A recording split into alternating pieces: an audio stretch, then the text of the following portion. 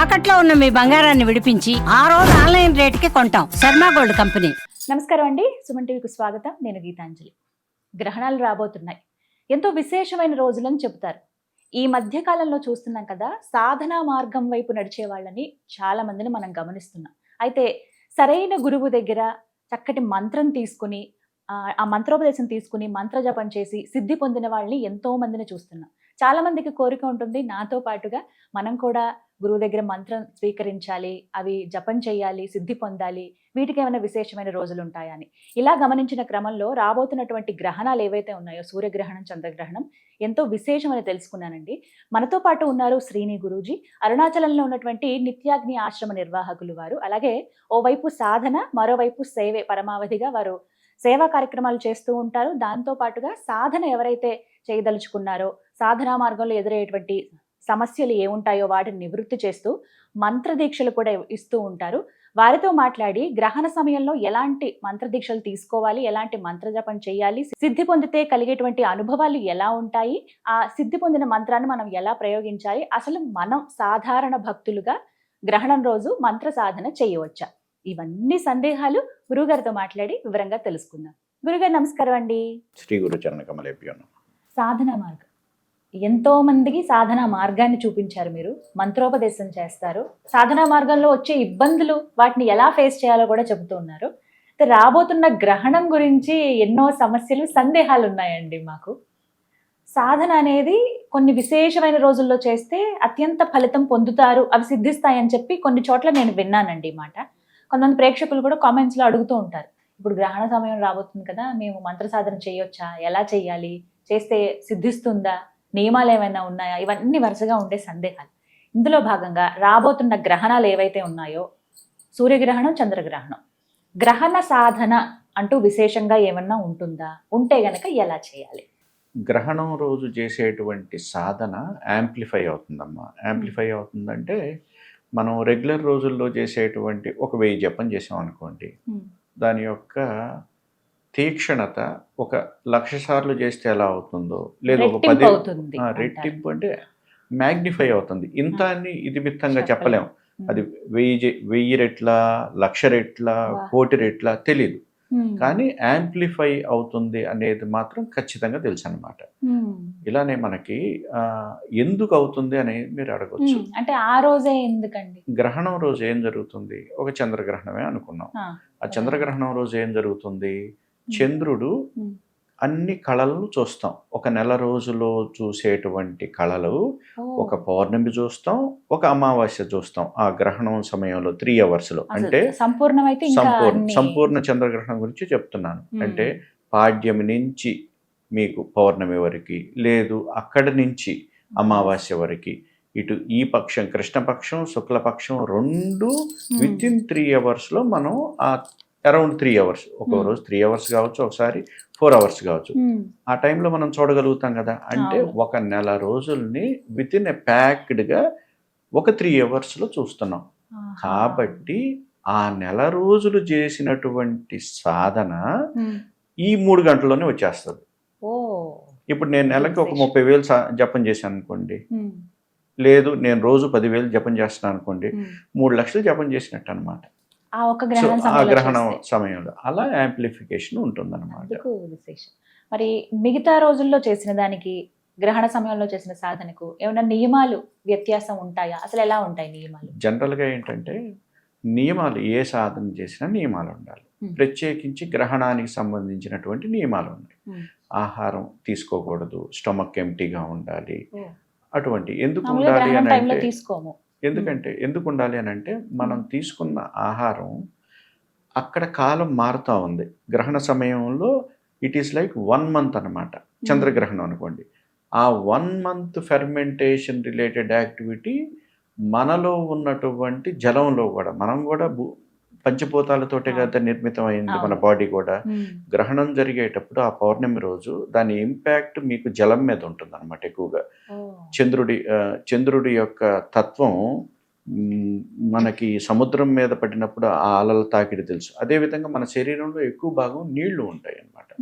ఇక్కడ జరిగేటువంటి వేరియేషన్స్ వల్ల అక్కడ ఫుడ్లో ఉండేటువంటి చేంజెస్ మనకి వంట పట్టడం కంటే అది నెగిటివ్గా తయారయ్యే విధంగా ఉంది కాబట్టి గ్రహణ సమయాల్లో ఫుడ్ తినకూడదని చెప్తారనమాట. సాధనా క్రమంలో ఈ నియమాలు ఉంటాయి. కొన్ని గంటల ముందు ఆపేయాలంటారు కదా ఆపేయాలి. గురువుగారు? జనరల్గా అలాగా. అయితే ఒక 8 hours ముందు ఆపేయాలి సాలిడ్ ఫుడ్ అయితే. లేదంటే ఏదైనా లిక్విడ్ ఫుడ్ అయితే 4 hours 3 hours ముందు ఆపేస్తే మంచిది అనమాట. ఒకవేళ తీసుకుంటే ఎలాంటి ఆహారం తీసుకోవాలండి ఏదైనా సాధన చేసే ముందు? అంటే సాధన చేసే ముందు ఏదైనా ఫ్రూట్ తీసుకోవచ్చు.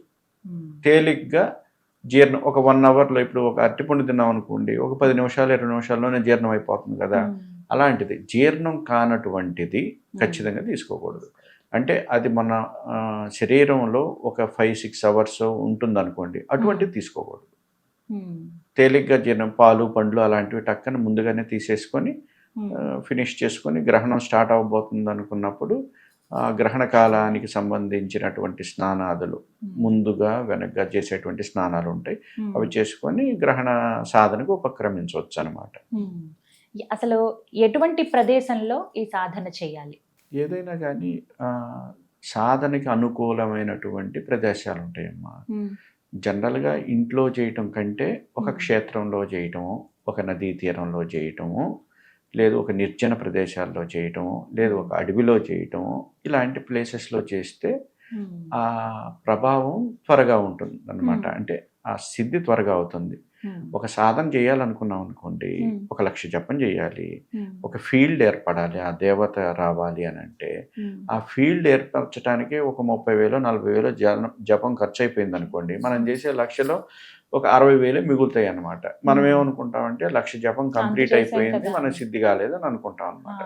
కానీ మన ఇంట్లో మన ఆ ఫీల్డ్ ఏర్పరచడానికి ఇంత జపం వేస్ట్ అవుతుంది అనమాట. అందుకనే దేవతలు తిరిగాడే ప్లేసెస్లో, టెంపుల్స్లోనో, నదీ తీరాల్లోనో, ప్రకృతితో సంబంధం ఉన్నటువంటి ప్లేసెస్లోనో చేసినప్పుడు మనుషులు లేకుండా ఉండాలి. మనుషులు ఎప్పుడు థాట్ వేవ్స్ బయటికి ఎమిట్ చేస్తూ ఉంటారు అనమాట. వాటిలో పాజిటివ్ ఉంటాయి, నెగిటివ్ ఉంటాయి. ఆ నెగిటివ్ థాట్స్ వైబ్రేషన్స్ వల్ల దేవతా శక్తులు త్వరగా రాదు. కాబట్టి ఎక్కడ పాజిటివిటీ ఎక్కువ ఉంటుందో అక్కడ గుడ్ ఫీల్డ్ ఉంటుంది అనమాట. ఆ ఫీల్డ్ దగ్గర, అటువంటి ఫీల్డ్ దగ్గర చేసేటువంటి సాధనలు త్వరగా సఫలం అవుతాయి. అంటే ఏమన్నా విశేషమైన రోజులు అంటూ ఉంటాయా అండి సాధన చేయటానికి, అవి త్వరగా ఫలించటానికి? ఇందాక మీరు అన్నారు పలానా రోజుల్లో చేస్తే యాంప్లిఫై అవుతాయి అని చెప్పి. అంటే అలా ఏమైనా ఉన్నాయి? ఇప్పుడు రాబోతోంది March 3 అంటున్నారు, హోలీ. మరి ఆ రోజున అదే అంటే అది ఎంత పవర్ఫుల్, మనం ఆ రోజు చెయ్యొచ్చా అసలు సాధన? విశేషంగా ఒక సంవత్సరంలో సాధకులకి బాగా అనుకూలమైనటువంటి 4 రోజులు ఉన్నాయమ్మా. ఒకటి ఇప్పుడు రాబోతున్న హోలీ. హోలీని క్రూర రాత్రి లేదు దారుణ రాత్రి అని సాధకులు పిలుస్తారు. ఏంటిది క్రూర రాత్రి, దారుణ రాత్రి అనుకుంటున్నారేమో. మంచి రోజే, కానీ ఆ రోజు నెగిటివిటీని తీసేసివ్వండి. హోలీ దహనం చేస్తాం కదా, సాధనలో ఆ విధంగా పిలుస్తారు. సో ఆ రోజు చేసేటువంటి సాధన విశేషమైనటువంటి ప్రతిఫలాన్ని ఇస్తుంది. ఆ తరువాత శివరాత్రి. శివరాత్రిని మహారాత్రి అని కూడా అంటారు. ఆ రోజు మనందరికీ తెలిసిందే శివరాత్రి రోజు ఉండేటువంటి ఎనర్జీ ఎలా ఉంటుందో.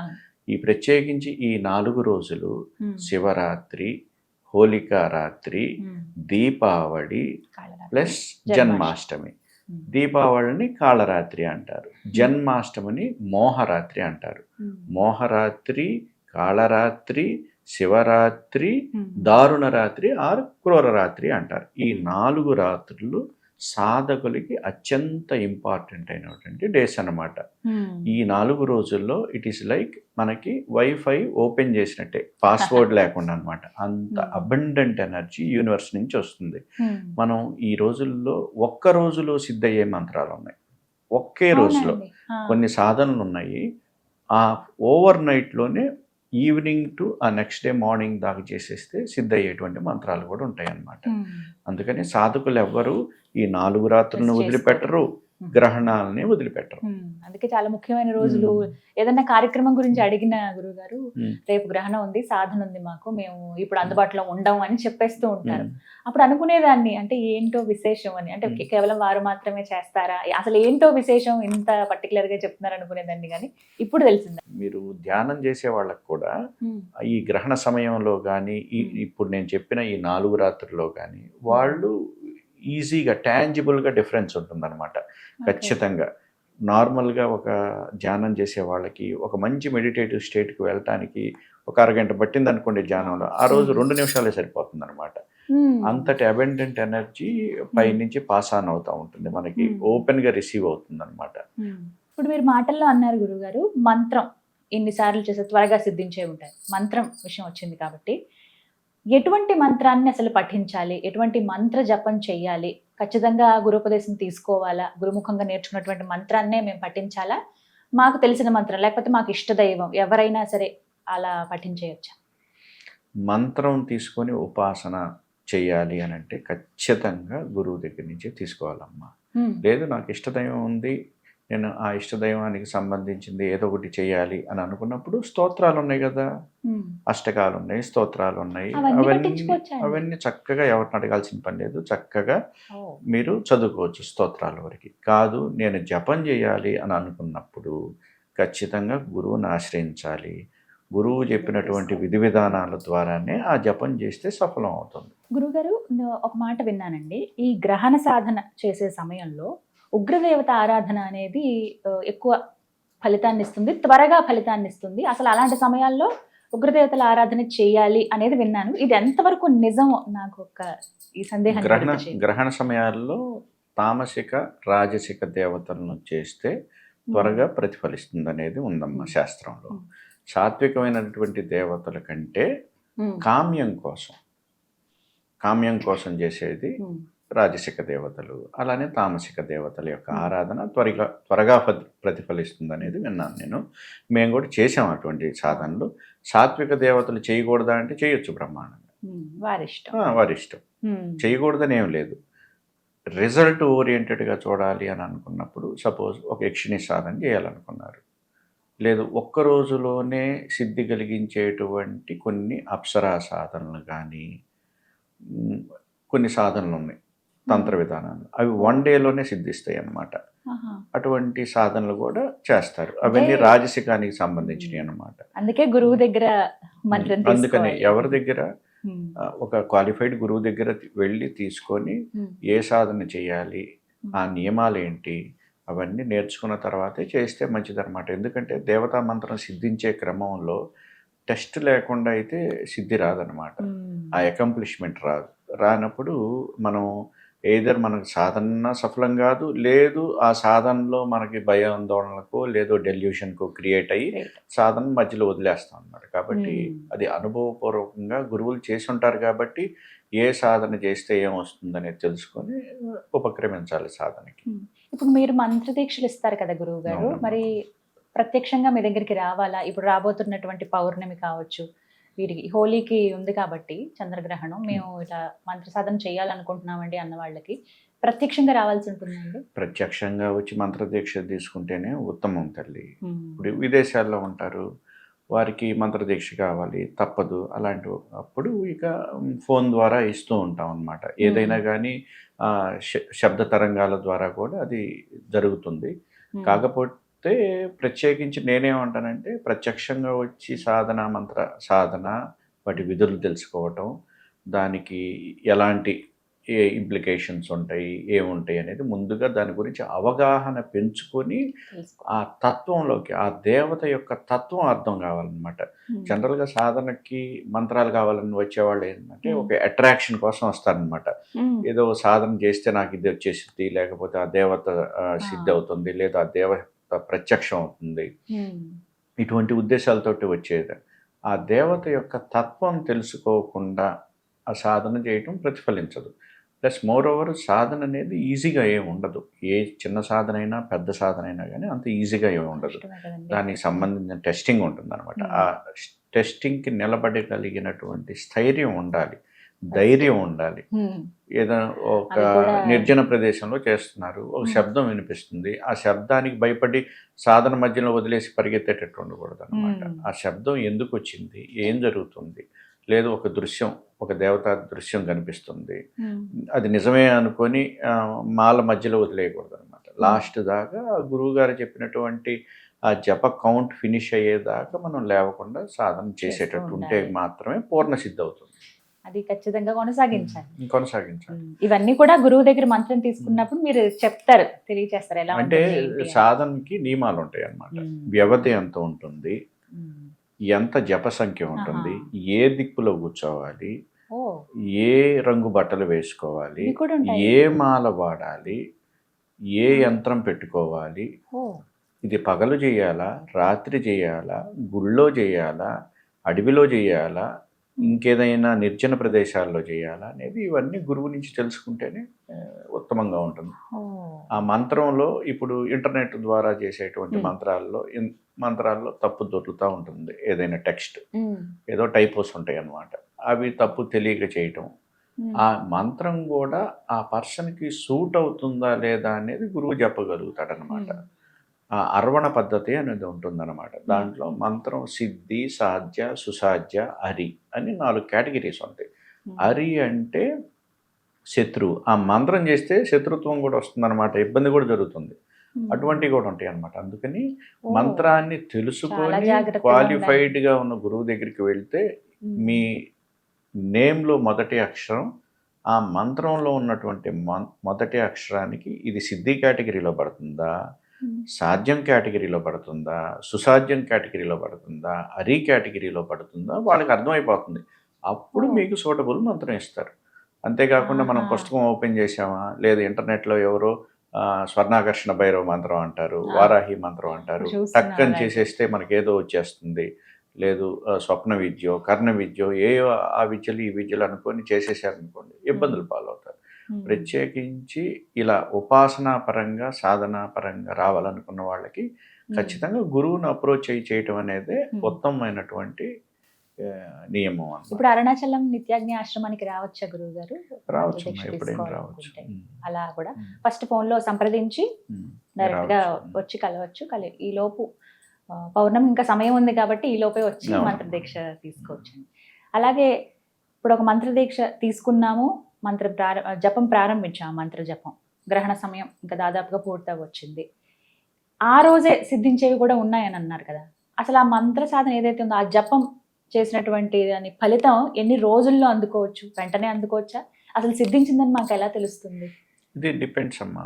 ఇప్పుడు మంత్ర సాధనకి ఒక అంగాలు ఉన్నాయి, పురస్చరణ విధులు ఉన్నాయి. ఫస్ట్ జపం చేయాలి, ఆ తర్వాత తద్దశాంశ హోమం చేయాలి, దానిలో ఉన్న దశాంశంతో తర్పణ చేయాలి, దానిలో ఉన్న దశాంశంతో మార్జన చేయాలి, ఆ తర్వాత అన్న సమారాధన చేయాలి. ఈ అన్ని అంగాలను కలిపి పురస్చరణ అంటారు. ఆ పురస్చరణ చేసిన తర్వాత ఆ మంత్రం సిద్ధయిందో లేదో ప్రయోగం చేసి చూడాలన్నమాట. ఆ ప్రయోగం అంటే ఒక మంత్రాన్ని, ఒక దేవతా మంత్రాన్ని మనం ప్రాపర్గా గురువు దగ్గర నుంచి తీసుకొని, అంటే మంత్రం తీసుకునేటప్పుడే ఆ మంత్రం ఏ దేవతది, దానికి ఋషి ఎవరు, దానికి ఛందస్సు ఏమిటి, దానికి బీజం ఏమిటి, దానికి కీలకం ఏమిటి, దానికి న్యాసం ఏమిటి, ఈ అంగాలన్నీ తెలుసుకోవాలి. ప్రాపర్గా మంత్ర జపం చేయాలి. ఆ నియమిత సంఖ్య చేసిన తర్వాత దానికి దశాంశ హోమం చేయాలి. ఆ తర్వాత ఆ కౌంట్లో నుంచి దశాంశం తర్పణం, ఆ తర్వాత ఆ కౌంట్లో నుంచి దశాంశం మార్జన, తర్వాత అన్న సమారాధన చేయాలి. ఇవన్నీ అయిపోయిన తర్వాత హోమం ద్వారా ప్రయోగ విధి చేయాలన్నమాట. హోమం ద్వారా ప్రయోగ విధి చేసేటప్పుడు మనం ఒక కోరిక కోరుకోవాలి. ఆ కోరిక కోరుకొని నాకు 10 రోజుల్లో ఇది చేసి పెట్టండి అని ఆ దేవతని అడగాలి. అంటే ఈ పురస్చరణ చేయటం వల్ల you are qualified to ask something. అప్పటి వరకు మనం క్వాలిఫైడ్ కాదు, అర్హత, అప్పుడు అర్హత వస్తుంది. అర్హత వచ్చిన తర్వాత ఆ అర్హత సాధించామా లేదా అనేది ఎలా తెలుస్తుంది? మీరు ప్రయోగం చేసినప్పుడు వచ్చే రిజల్ట్ని బట్టి ఆ దేవత మీకు అనుగ్రహించిందా లేదా అనేది తెలుస్తుంది. దీన్నే సిద్ధి అంటారు. సిద్ధి అంటే ఏదో మిరాకిల్స్ చేయటం అని కాదు. సిద్ధి ఈజ్ నథింగ్ బట్ అకంప్లిష్మెంట్ అనమాట. మనం అనుకున్నది జరగటం. ఇప్పుడు వివాహం కాని వాళ్ళు ఉంటారు. Hmm. వివాహం అవ్వాలి అని ఒక సాధన చేశారనుకోండి, వాళ్ళకి వివాహం అయింది, సిద్ధించినట్టే. Hmm. లేదు నాకు దేవత ప్రత్యక్షంగా కనపడాలనుకునే వాళ్ళు ఉంటారు, Hmm. వారికి కనిపించింది అనుకోండి సిద్ధైనట్టే. లేదు నాకు దేవత కల్లోకి వచ్చి మాట్లాడాలనుకునే వాళ్ళు ఉంటారు, దానికి కూడా సాధనలు ఉన్నాయి. Hmm. వారికి కల్లోకి వచ్చింది అనుకోండి దేవత, సిద్ధించినట్టే. అలా Hmm. ఇలా ఏదో ఒక రూపంలో అంటే మన కోరిక బట్టి మన కోరికను సంకల్పం బట్టి బట్టి, కోరికను బట్టి. అలా సో కాబట్టి ఒకే రోజులో అవుతుందా లేదా అనేది person to person intensity, Hmm. ఆ చేసే సాధన, Hmm. ఆ రోజు అన్నిటిని బట్టి ఉంటుంది. ఇప్పుడు ఈ జపం అనసంతర్పణ ఇవన్నీ పూర్తయిన ఎన్ని రోజులకు చేసుకోవచ్చు అండి? జపం పూర్తయిన వెంటనే చేసుకోవాలి, గ్యాప్ లేకుండా చేసుకుంటే కరెక్ట్. అప్పుడు ఫలితం వెంటనే Hmm. వస్తుంది, సిద్ధించిందని. ఇలా ఎన్ని రోజులు చేయొచ్చండి? ఇప్పుడు ఒకసారి పూర్తి అయిపోయింది, అన్న సంతర్పణతో పూర్తి అయిపోయింది, మళ్ళీ అనిపించింది మళ్ళీ జపం చేద్దాము, అమ్మ అనుగ్రహం కావాలి లేకపోతే అయ్యవారి అనుగ్రహం కావాలనుకున్నప్పుడు వెంటనే ప్రారంభించవచ్చా? కొన్ని రోజులు ఆగాల్సి ఉంటుంది? అంటే కలియుగంలో ఏం చెప్పారంటే అట్లీస్ట్ ఒక సాధన 4 సార్లు అన్న చేయమన్నారు. సంవత్సరంలో అండి? కాదు, అది సిద్ధించాలంటే. ఆహా. అంటే మనకున్నటువంటి జీవితకాలంలో. స్థితిని బట్టి, Hmm. మనకున్నటువంటి మానసిక పరిపక్వతని, జ్ఞానాన్ని, దృఢత్వాన్ని, Hmm. నమ్మకాన్ని బేస్ చేసుకొని మనం చాలా తక్కువ కదా కలియుగంలో మిగతా యుగాల కంటే. కాబట్టి అట్లీస్ట్ 4 అటెంప్ట్స్ అన్నా చేయమని చెప్పారు. Hmm. 4 అటెంప్ట్స్ చేస్తే ఖచ్చితంగా సిద్ధ అవుతుంది వెంట అనేది వెంటనే గురువు చేయొచ్చు ఉద్దేశం. అంటారా? వెంటనే చేస్తే మరీ మంచిది, Hmm. మరీ మంచిది. Hmm. ఒక్కసారి చేసేసి నాకు కాలేదు అని చెప్పి అనుకోకూడదు అనమాట. Hmm. అట్లీస్ట్ అది 4 తప్పు. టైమ్స్ అన్నా ట్రై చేస్తే అవుతుంది. Hmm. ఏదైనా 4 అంతే కదా. సార్లైనా చేయాలి. ఉమ్. గురుగారు, ఒక చిన్న సందేహం అండి. ఇప్పుడు నూతనంగా నిత్యాగ్ని ఆశ్రమం నిర్మితం అవుతోంది అరుణాచలంలో వరుణలింగం దగ్గర. ఆశ్రమంలో నేను ఒకటి గమనించాను, కక్ష్య అని చెప్పి ఒకటి ఏర్పాటు చేశారు. అంటే ఏంటంటే అంటే ఒక గదిలాగా ఉంది, కక్షలు ఇవి అని చూపించారు. అసలు ఏంటండి అవి? అవి సాధనా కక్షలమ్మా. అవి చిన్న చిన్న రూమ్స్ లాగా ఉంటాయి అన్నమాట. రూమ్ లా ఉన్నాయి. వన్స్ ఒక ఇంటెన్స్ సాధన చేయాలి, ఈ సాధన చేసి ఇది సిద్ధి పొందే బయటకు వస్తాననేటువంటి సాధకులు ఉంటారు, తీవ్ర సాధకులు. వారికి అవసరమైనటువంటి ప్రదేశం అన్నమాట. ఆ కక్షల్లో వన్స్ ఎవరైనా వెళ్ళారు అంటే, సపోజ్ ఒక 3 లక్షలు జపం చేయాలి అని అనుకుంటే, ఆ 3 లక్షల జపం చేస్తేనే బయటకు వస్తారు. అది 10 రోజులు కావచ్చు, 20 రోజులు కావచ్చు, ఒక మండలం కావచ్చు. ఈలోపు వాళ్ళని ఇంకొక మనిషి చూడడు, మేము వాళ్ళని చూడం. వాళ్ళకి మాత్రం ఫుడ్ ఒక ట్రే లాగా ఉంటుంది, దాంట్లోంచి రోజు సప్లై చేస్తూ ఉంటాం అనమాట. అంటే ఇది భారీ మా- నిత్యకృత్యాలు, ఇది స్నానం మా ఆచరించడం ఇవన్నీ ఇవన్నీ లోపల ఉంటుంది కదా, టాయిలెట్స్ ఉంటాయి, వాష్రూమ్స్ ఉంటాయి లోపల. వాళ్ళు ఒక్కలే ఉంటారు. వాళ్ళు ఒక్కళ్ళే, ఇంకొక మనిషిని చూడరు. ఆ రూమ్ కూడా అదే కలర్ ఉంటుంది, వాళ్ళు అదే డ్రెస్ వేసుకొని ఉంటారు. ఆ దేవత పలికేదాకా, అంటే ఆ సిద్ధి అయ్యేదాకా వాళ్ళు బయటికి రారు. ఇలా మా గురువు గారి ఆశ్రమం, మా పరంపరలో ఇటువంటి కక్షలు ఉన్నాయి. ఇది మా పరంపరలో భాగంగా మా గురువు గారి ఆశ్రమంలో ఉన్నాయి. ఇప్పుడు మేము కూడా అట్లాంటిది ఎస్టాబ్లిష్ చేస్తున్నాం అనమాట. ఒక 4-5 కక్షలు ఏర్పాటు చేసి. అది ఒక నిజంగానే చాలా డిఫరెంట్ ఎక్స్పీరియన్స్. అంటే అలా ఎవరైనా చేయొచ్చా? అంటే దానికి నేను ముందు ఏమైనా పరీక్షలు ఖచ్చితంగా ఉంటాయా? అది తపస్సు, ఆ తపస్సుతో సమానం అనమాట. అసలు ఇది ఎవరూ కనపడకుండా. అయితే కానీ నేను బయటకు రాను అనేటువంటి దృఢ సంకల్పం ఉన్న వ్యక్తి మాత్రమే వెళ్తాడు. వెళ్ళి కూడా అతను టెస్టింగ్ గురవుతాడు.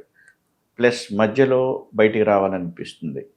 ఎవరో 10 మంది చేస్తే ఒక 4-5 అయితే ఖచ్చితంగా సాధన సిద్ధి పరుచుకొని వస్తారనమాట బయట. కానీ అలా అనుకోవటం, అసలు ఎవ్వరు మనిషి లేకుండా అంటే అన్ని గుహ, రోజుల అంటే పాటు, ఇంకా మోడర్న్ గుహ almost. అనుకోండి అంతే. మీరు గుహలోకి వెళ్ళి ఆ సాధన కంప్లీట్ చేసుకొని వచ్చేసారు అనేది. అటువంటి ఇప్పుడు మనకి అందుబాటులో అందుబాటులో ఉన్నాయి కదండి. ఇక ఎవరైనా ఒక 3 కట్టించామమ్మా అటువంటి. 3 ఉన్నాయి. 3 అంటే దాంట్లో తక్కువ మంది వస్తారు, అట్లా అడిగే వాళ్ళు తక్కువ మంది ఉంటారు. అలా కాకుండా పెద్ద మెడిటేషన్ హాల్ ఉందన్నమాట, సాధన మందిర్. అది గురు మందిర్. మా గురువు గారు నిఖిలేశ్వరానంద స్వామి విగ్రహం ఉంటుంది, వారి ముందు కూర్చొని చక్కగా మిగతా సాధనలు అన్నీ చేయొచ్చు. కాదు నేను కక్షలోకే వెళ్తానంటే దే షుడ్ బి క్వాలిఫైడ్. అంటే అలా వెళ్ళి 2 రోజులు వెళ్ళి 3వ రోజు రావటం కాకుండా వాళ్ళకి అట్లీస్ట్ ప్రీవియస్ సాధన చేసినటువంటి అనుభవం ఉండాలి. ప్లస్ ఏదైనా దేవత అనుభూతులు కలిగినప్పుడు భయపడకుండా ఉండాలి. ఎందుకంటే వేరియస్ అనుభూతులు ఉంటాయి అన్నమాట. కొన్ని భయంకరంగా కూడా ఉంటాయి అనుభూతులు. అంటే అలా ఎవరన్నా వచ్చి ఏదో ఇబ్బంది పెట్టినట్టు కానీ, పెద్ద పెద్ద శబ్దాలు వినిపించడం కానీ, వాటికి భయపడని వ్యక్తులైతే వాటికి అలో చేస్తాం అన్నమాట అటువంటి సాధన కక్షలు. ఎన్నో పరీక్షలు ఉంటాయి, అంత సులువు కాదు. ఏది సులభంగా రాదమ్మా. అది మాత్రం నిజమండి, చూశాను కదా. అంటే మనం అనుకుంటాం, చూసే వాళ్ళకి ఏమనిపిస్తుంది అంటే ఏముందిలే, పూజే కదా, జపం చేస్తే ఇట్లా వచ్చేస్తారు, అది సులువైనదని అనుకుంటారు. అవును. అతి కష్టమైంది అవును. స్పిరిచువాలిటీలో ఉండడం, అది కొనసాగడం అండి. కానీ అసలు మీరు ఎలా ఇన్ని రోజులు ఇలా కంటిన్యూ చేస్తున్నారో దండం పెట్టాలి నిజంగా. అంతా మా గురువు అనుగ్రహం అమ్మా. ఆ విషయంలో అయితే అంటే అందరినీ కలుస్తూ ఉంటాం, ఒక్కొక్కరు ఒక్కొక్క అనుభూతి ఉంటుంది వారితో మాట్లాడినప్పుడు. మీతో ఏంటంటే ఆ గురువు, ఆ కనెక్టింగ్ ఎప్పుడు అనిపిస్తూనే ఉంటుంది. అతి దగ్గరగా నేను మీ దగ్గర మంత్రదీక్ష తీసుకున్న ఆ అనుభవం, అది ఎప్పటికీ నేను మర్చిపోలేనండి. గ్రహణ సాధన చేశాను, అది ఎప్పటికీ మర్చిపోలేను. తర్వాత ఎప్పుడన్నా షేర్ చేసుకుంటాను డెఫినెట్ గా. తప్పకుండా. ఎందుకంటే ఇప్పుడు రాబోతున్న గ్రహణ సాధన కూడా మీ ఆధ్వర్యంలోనే చేయాలనేది నా కోరిక. తప్పకుండా తల్లి. గ్రహణ సాధన నేను సాధకులకి ఏంటంటే, సాధకులకి నేను చెప్పాల్సిన అవసరం లేదు. సాధకుడిగా ఉన్న వాళ్ళందరికీ గ్రహణం రోజు జరిగే అనుభూతి వాళ్ళే అనుభవిస్తారనమాట. ఇంకా సాధనలోకి రావాలనుకున్న వాళ్ళు కూడా ఒకవేళ మంత్రం లేకపోయినా కూడా వాళ్ళకి ఏదైనా స్తోత్రాలు కానీ, అష్టకాలు కానీ, నామస్మరణ కానీ ఒకసారి అలా ఆ 3 hours 4 hours కూర్చొని అనుభవించండి, చేయండి. మీకు ఆ డిఫరెన్స్ ఖచ్చితంగా తెలుస్తుంది. ఇప్పుడు February 17 అలాగే March 3 మళ్ళీ అలాగే ఆగస్ట్ లో కూడా వస్తోందండి సూర్యగ్రహణం, చంద్రగ్రహణం. ఇప్పుడు కొంచెం ప్రిపేర్ అయితే మాలాంటి వాళ్ళం అప్పటికి ఇంకా తయారవుతాం. అవునండి. ఇంకొకటి ఏంటంటే ఒక చిన్న మిస్కన్సెప్షన్ ఉందమ్మా మనకి. జనరల్గా గ్రహణం రోజు మనకి కనిపిస్తేనే గ్రహణం, కనిపించకపోతే గ్రహణం అనేది ఒకటి ఉంటుంది. ఇది సూతక పాటించే వాళ్ళకి టెంపుల్స్కి రిలేటెడ్, కానీ సాధకులకు మాత్రం కాదు. సాధకులు అది గ్రహణం కనిపించినా కనిపించకపోయినా కూడా సాధన చేయాలి.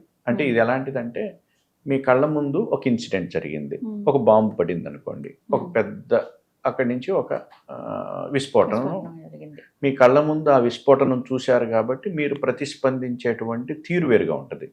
ఇదే మీ వెనకబడింది, సేమ్ విస్ఫోటనమే, అది కూడా కానీ చూడలేదు కాబట్టి తక్కువ ఇంటెన్సిటీ ఉంటుంది అని అనుకుంటారు. కానీ రెండిటి యొక్క తీవ్రత భూమి మీద ఒకటే. ఎందుకు భూమి మీద ఒకటే అంటానంటే, మనకున్నది ఒకటే సూర్యుడు, ఒకటే చంద్రుడు, వీళ్ళిద్దరికే కదా గ్రహణాలు వచ్చేది. అంటే ఒక సెలెస్టియల్ హ్యాపెనింగ్ జరిగినప్పుడు దాని ఇంపాక్టు మనకి కనిపించినా కనిపించకపోయినా భూమి మీద ఒకటే. మనం చూస్తే ఒక రకంగా, చూడకపోతే ఒక రకంగా కాదు. ఇప్పుడు చూసాము, ఆ విస్ఫోటనం యొక్క రిజల్ట్ ఏదో ఒకటి పాడైపోయి ఉంటుంది, చూడలేదు అయినా పాడైపోయింది కదా.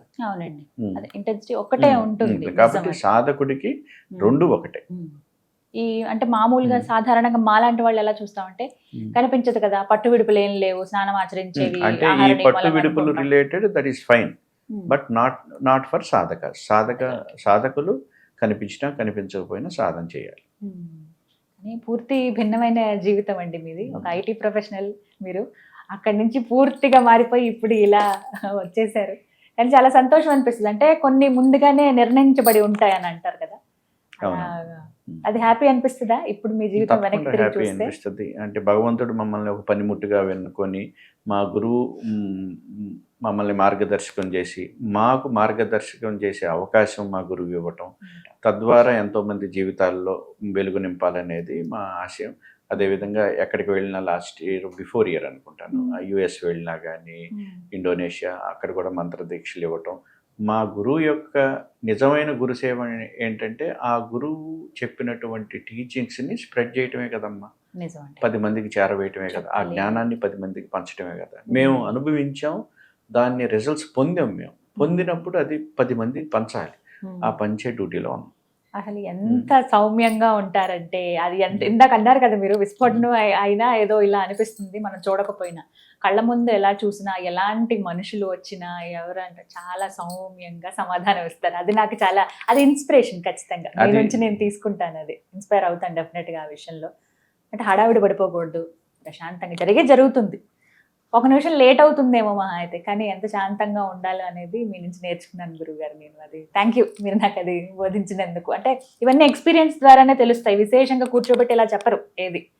అంటే ఇలా ఇంటర్వ్యూస్ చేసేటప్పుడే చాలా, అంటే అందరు గురువుల దగ్గర ఒక్కొక్కటి నేర్చుకుంటాను, అలా మీ దగ్గర ఎక్కువ నేర్చుకున్నాను నేను. చాలా కనెక్టింగ్ చెప్పాను కదా, అది ఎందుకో ఏమో పూర్వజన్మ సంబంధం ఏమో, అదొక అనుబంధం అలా ఉండిపోయింది. అది చాలా సంతోషం అనిపిస్తుంది ఎప్పుడు తలుచుకున్నా కూడా. మళ్ళీ మంత్రదీక్షలు కానీ ఇవన్నీ ఎప్పటికీ ఇంకా ఎన్నిసార్లు చెప్పినా తక్కువే అవుతుంది. అది చాలా సంతోషం గురుగారు. మీ శ్రీ గురు చరణాలకు నా చరణ నమస్కారం. కమలేభ్యో నమః.